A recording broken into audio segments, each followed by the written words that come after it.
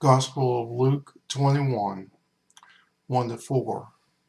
And looking on, he saw the rich men cast their gifts into the treasury. And he saw also a certain poor widow casting in 2 brass mites. And he said, Verily I say to you, that this poor widow has cast in more than they all. For they have of their abundance cast into the offerings of God, but she in her want has cast in all the living that she had.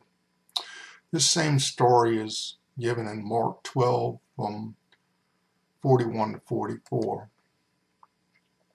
Now Pontius Pilate had been appointed governor of Judea by the Roman Emperor Tiberius in 26 AD, and he held that position in 36 AD.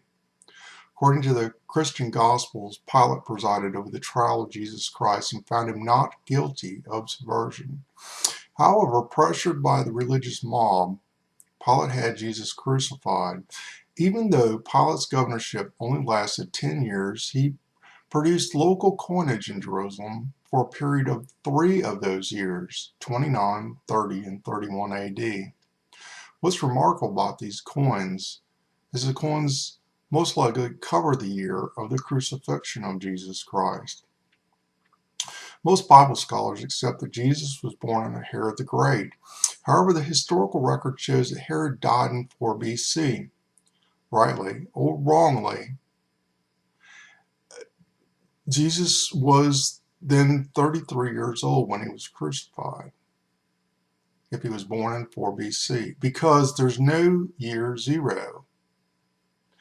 Then the year of the crucifixion would be 30 AD, according to the modern calendar. The coins of Pontius Pilate are bronze, and strange as it may seem, the inscriptions on his coins are in Greek. This is because Greek was the dominant written language of the Holy Land, dating back to Alexander the Great in 331 BC. Aramaic was the predominantly spoken language of the region, though.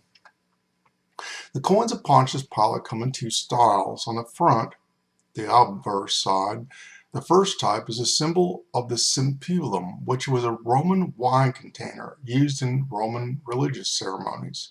This symbol would have probably been offensive to the local Jewish population, and this coin was only produced in the year 29.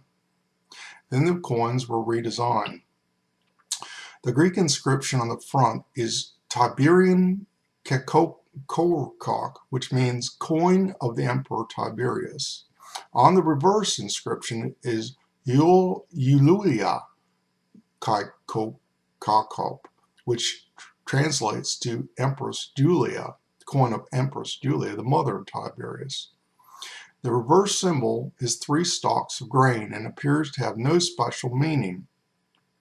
Although it's hard to see on the coin, there's a date in Greek on the obverse, LIC, which translates in Roman numerals to the year 16, referring to the 16th year of Tiberius's role as Emperor of Rome. The second type of coin of Pontius Pilate, with the symbol on the front, is a litus, or curved wooden staff, traditionally attributed to have been produced in 31 and 30 AD only. However, some scholars believe it was first produced in 29 AD, and there are several specimens that have the LIC, which would equate to the year 16, as the first type of grain stocks were not produced after the year 16. It's quite plausible that the coins of the second type with the litus staff were first produced toward the end of the year 16 and produced the first type. The second type would have been continued on years 17 and 18. The litus staff was used in Roman ceremonies related to astrology, but it could be conceivable to pass it off as a shepherd's staff. The inscription again was the same Greek that I had said before, which I'm very poor at stating, which means coin of the Emperor Tiberius. The reverse symbol is a laurel wreath with an inscription listing the date of the coins in Greek as either LIZ, which would be the year 10 plus Z, which is 7 for the year 17, or 30 AD, and LIH, or the year 18, the year 31 AD. There are other well-documented inscription errors on some coins which would be a sign of carelessness or ignorance on the part of the coin engraver. Therefore, the coin with LIZ for year 1780-30 is taken as the year of crucifixion.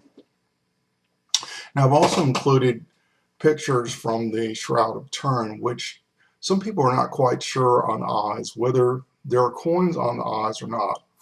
Now, the reason I gave you the readings from the gospel, the two gospel readings, and then explain coins at the time, is that some people say that the lady put in 2 brass coins. Now, why would that be significant?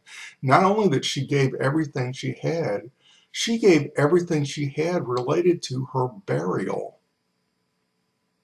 This is all she had. I mean, she was acting in a female way, as Joseph of Arimathea did by giving up his tomb. She gave not only what she had to live on, she gave, considering that once she gave that, she was going to die and not even be able to close her eyes. That's quite a sacrifice. Now, some people think that the only reason people put coins on people's eyes was related to the Greek mythology that the boatman Charon, when you crossed the river Styx, needed to be paid. But many cultures put coins on eyes to keep the eyes closed. So don't consider that the Jewish people at the time were doing anything harmful by putting coins possibly on the eyes of the person in the Shroud of Turin and doing something evil. They just simply wanted the eyes closed. But it's very interesting that there could be a relationship between the gift of this poor widow, 2 brass coins. And it's also interesting that these coins would have been considered brass or bronze, because the coins of Pontius Pilate at this time were bronze. I hope you enjoyed this little explanation, and have a nice day.